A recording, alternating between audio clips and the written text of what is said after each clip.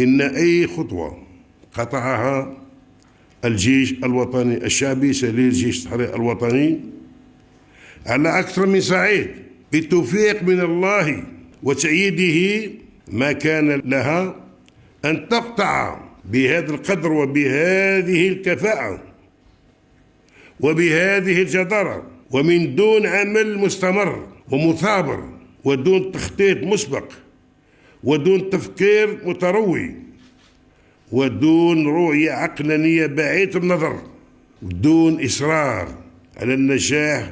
ودون متابعة ميدانية متواصلة وحثيثة ودون إخلاص النية والصفاء السريرة وإعلاء مصلحة الوطن فوق أي اعتبار آخر. وفي هذا الصدد بالذات فإننا في الجيش الوطني الشعبي سليل جيش التحرير الوطني على وشك رفع تحديا